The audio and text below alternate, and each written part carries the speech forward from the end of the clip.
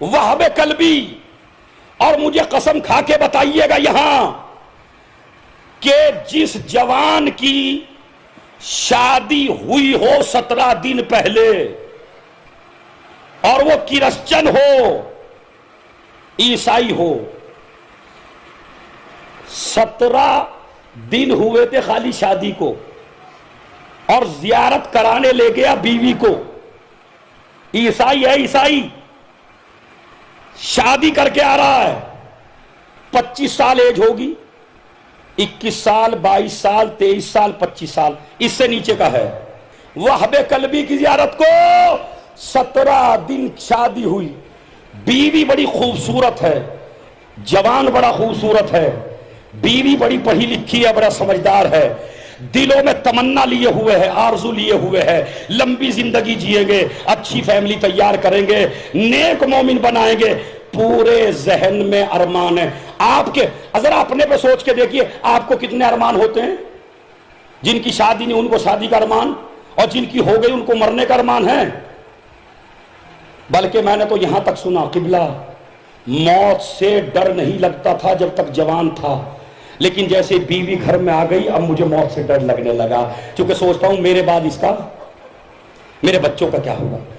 یہ میں آپ کی فطرت سے باتیں کر رہا ہوں، یہ نہیں کر رہا ہوں، ہے یا نہیں ہے؟ ذرا مجھے گردن ہلا کے بتا دے جوان، ایسا ہی ہے؟ تمنا ہے نا آپ کے دلوں میں، آرزو ہے نا؟ بیوی بچوں کے بعد آدمی کمزور سا پڑ جاتا ہے تھوڑا سا، تو یہ محبت، مگر اسے 17 دن ہوئے ہیں شادی کو، آ رہا ہے، حسین کے خیمے الگ لگ رہے ہیں، اس کا خیمہ الگ لگ رہا ہے۔ پوچھا اس کی ماں نے، بیٹا یہ تو بتا کہ یہ خیمے کس کے لگ رہے ہیں؟ کہا اماں میں پتہ کر کے بتاتا ہوں۔ اتنا اماں سے کہہ دیا، اماں پتہ نہیں کس کے خیمے ہیں، لیکن اتنی گرمیوں میں کوئی بچوں کو لے کے نہیں نکلتا، اتنی گرمیوں میں کوئی عورتوں کو لے کے نہیں نکلتا، مگر یہ عجیب قافلہ ہے کہ جس میں چھوٹے چھوٹے بچے بھی نظر آ رہے ہیں۔ اماں کہا میں پتہ کر کے آتا ہوں۔ کہا بیٹے پہلے پانی کا انتظام کر، سنیے توجہ چاہتا ہوں، پہلے پانی کا انتظام کر۔ اب ہندوستان تو تھا نہیں کہ جہاں ہر جگہ پانی جلدی سے میسر آ جائے، وہ عرب ممالک تھے، ان میں جلدی سے پانی آج بھی نہیں ملتا، تو یہ وہاب جوان لڑکا اپنی بیوی اور ماں کے لیے پانی تلاش کرنے کے لیے نکلا، کافی دور نکل گیا، پانی نہ ملا، ادھر حسین طہارت کا سمندر، وہاب کے خیمے کو دیکھا۔ ایک مرتبہ میرے مولا نے کسی صحابی کو نہیں بھیجا وہاں، میرا مولا خود اٹھا، وہاب کے خیمے کی طرف چلا، آواز دی، امام حسین آئے، آواز دی، وہاب کی ماں نکلی۔ ارے قربان ہو جاؤں جوانوں، کس طرح تم مجھے دیکھ رہے ہو؟ اتنا انہماک علم حاصل کرنے کے لیے ہونا ہی چاہیے جیسا آپ میں ہے، ماشاءاللہ ولولہ ہے، کسی طرح ہمیں نالج ملے۔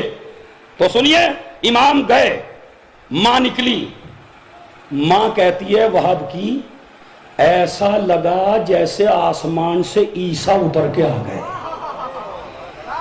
اتنا چہرے پہ نور، اتنی نوریات، میں تو نور ہی دیکھتی رہ گئی۔ حسین ابھی نہیں پتا کون ہے اس کا، میں تو منہ ہی دیکھتی رہ گئی۔ کہتے ہیں ابھی منہ سے ہٹا کے قدموں پہ نظر ڈالی تو کیا دیکھا، اس کے قدم کے نیچے سے پانی کا چشمہ جاری ہو رہا، پانی کا چشمہ۔ ارے کہنے لگی دل میں، میرا بیٹا وہاب گیا پانی تلاش کرنے کے لیے، عیسیٰ مسیح نے کیسا انتظام کیا کہ چشمہ میرے خیمے کے سامنے جاری کر دیا۔ آج بھی وہ چشمہ جاری ہے جسے حسین نے جاری کیا تھا۔ بعض ہمارے مسلمانوں کی سمجھ میں یہ باتیں نہیں آتی، ارے حسین نے قدم سے چشمہ جاری کیا، دنیا ختم ہو گئی، اب تک کو وہ ختم نہیں ہوگا۔ میں نے کہا ذرا ہوش کے ناخون لے، اگر زمزم اب تک ختم نہ ہو، زمزم کیا ہے؟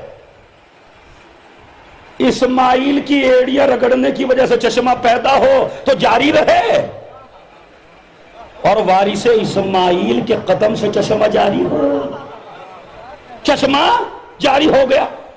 کہنے لگی ارے یہ تو عظیم شخصیت ہے کوئی۔ کہنے لگے بھائی تم ہو کون؟ ہو کون؟ کہا پہلے تو جب تیرا بیٹا آ جائے وہاب ہے، اس کو تو یہ بھی پتا ہے میرے بیٹے کا نام وہاب ہے، اسے تو یہ بھی پتا ہے میں اس کی ماں ہوں۔ کہا رات جو اس نے خواب دیکھا ہے اس کی تعبیر میں ہوں.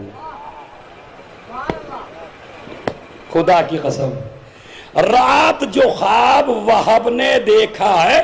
ماں کہنے لگی مجھ سے تو کوئی خواب کا تذکرہ اس نے کیا نہیں. کہا نہیں جب وہب آئے تو اس سے کہہ دینا کہ تیرے خواب کی تعبیر تجھے مل گئی، اور جس کے ہاتھ پہ بیعت کرنے کو عیسیٰ نے رات کہا ہے وہ حسین ابن علی میں ہی ہوں. ایک مرتبہ کہنے لگی کون حسین؟ کہا نبی کا نواسا، فاطمہ کا لال. اب اتنا تو پڑھی لکھی تھی. کہنے لگی اچھا حضرت محمد کا نواسا اور فاطمہ کا لال. کہا ہاں جب تمہارا بیٹا آئے تو بھیج دینا.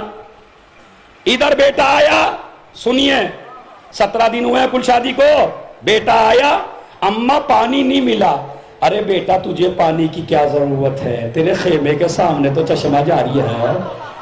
اماں یہ خیمہ یہ پانی کا چشمہ پہلے تو نہیں تھا. کہا نہیں نبی کا نواسا حسین آیا تھا، وہ حسین کا نام سنا.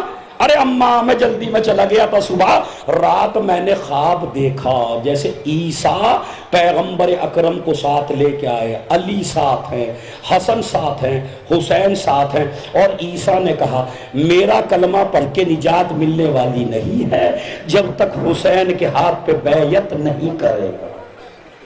اور یہ رسول ہے یہ حسین. کہنے لگا بیٹا جو تو نے رات خواب میں دیکھا تھا اور جس چیز کا عیسیٰ نے تجھے حکم دیا تھا وہی حسین ہے. گیا خیمے سے نکلا، امام کے ہاتھ پہ بیعت کی، عیسائیت کو چھوڑا، مذہب شیعت کو قبول کیا، حسینی بنا، اصحاب حسینی بن گیا. سمجھ رہے آپ؟